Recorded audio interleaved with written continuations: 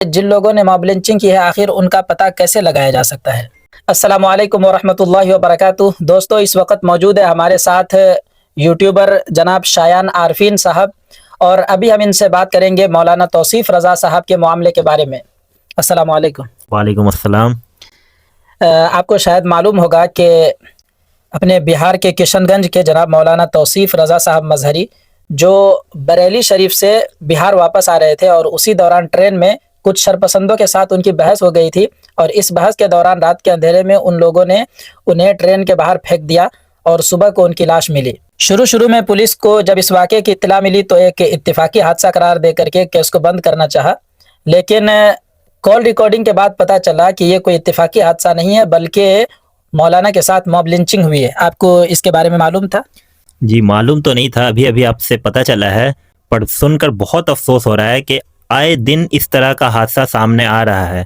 और ये ट्रेन वाला हादसा जहाँ पे आप एकदम लाचार हो जाते हैं, मतलब आप कहीं भाग भी नहीं सकते हैं और आपके साथ इंतहा की तशद्दुद होती है। ये मामला चूँकि अब काफ़ी ज़्यादा गरमा चुका है, और मौलाना तौसीफ़ रज़ा के साथ जिन लोगों ने मॉब लिंचिंग की है, उन पर कार्रवाई की मांग की जा रही है। तो मेरा ये सवाल है कि जिन लोगों ने मॉब लिंचिंग की है, आखिर उनका पता कैसे लगाया जा सकता है? अव्वल तो पता लगाने का सबसे बेहतर तरीका ये है कि हम उन लोगों तक पहुँचे जो इस हादसे के चश्मदीद गवाह हों। जैसे कि उस कोच में, उस बॉगी में जो लोग थे, उनकी डिटेल लगाकर तफ्तीश आसानी से हो सकती है। तो इससे हमें पता चलेगा कि उसमें एक्स्ट्रा आदमी कौन चाह रहा है, नहीं चाह रहा है, और एक्चुअल उसमें उस बॉगी में टिकट किन लोगों का था। तो यहाँ से मतलब एक शुरुआत की जा सकती है इस तफ्तीश की। क्या इस मामले की तहकीक के लिए सीसीटीवी फुटेज का सहारा लिया जा सकता है? ऐसे तो ट्रेन के कोच में सीसीटीवी फुटेज का कोई गुंजाइश तो है नहीं, क्योंकि वहाँ पे कैमरा होता नहीं है।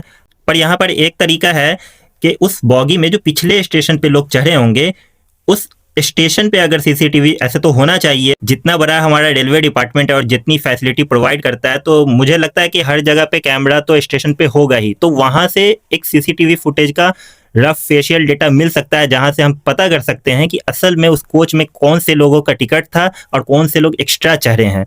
तो एक रफ डाटा निकल सकता है, मतलब जहाँ से तफ्तीश की शुरुआत हो सकती है। अच्छा, तो एक और बड़ा सवाल है कि आए दिन चूँकि दौरान सफ़र ट्रेन में मुसाफिरों के साथ या और भी दूसरी जगह पर लूट-मार, गुंडागर्दी और ख़ासकर मज़हबी शनाख्त की बुनियाद पर लोगों के साथ बहुत ज़्यादा बदतमीज़ी के केसेस बढ़ते जा रहे हैं। तो इन पर कंट्रोल करने के लिए क्या-क्या कदम उठाया जा सकता है? ये तो बहुत अच्छा सवाल है और बहुत अहम सवाल है, क्योंकि आजकल हमारे मुल्क में हर तरफ कम्युनल वायलेंस और लोग सिर्फ मजहबी बातें, मजहबी तकरार के पीछे पड़े रहते हैं। तो और इस वजह से मॉब लिंचिंग बहुत बढ़ गई है। तो सरकार को, गवर्नमेंट को, एडमिनिस्ट्रेशन को इस पे बहुत सख्त कदम लेने की ज़रूरत है। और जो रश वाला इलाका है, जहाँ पे ये हादसा ज़्यादा होते हैं, वहाँ पर तो सीसीटीवी तो होना ही चाहिए, मतलब वो तो सबसे पहली ज़रूरत है। और सबसे अहम जो अभी जो हादसा हुआ है और जो हमेशा हो रहा है, आए दिन हर साल 2-3 हादसा हम ट्रेन का सुन लेते हैं। तो ट्रेन में हम ऐसा कर सकते हैं, जब हम ट्रेन में चढ़ते हैं तो वहाँ पर गेट पर एक सीसीटीवी होना ज़रूरी है, जहाँ पर ये पता लग सके कि ट्रेन में कौन से लोग आ रहे हैं, कौन से लोग जा रहे हैं। और हर थोड़े वक्फे पे सर्विलियंस भी होता रहे, कोई अटेंडेंट या पुलिस वाला आकर बार बार देखे कि सब कुछ सही चल रहा है कि नहीं, या कहीं पे कुछ अफरा तफरी वाला माहौल तो नहीं है, या कोई आपस में उस तरह का सीन तो क्रिएट नहीं कर रहा है।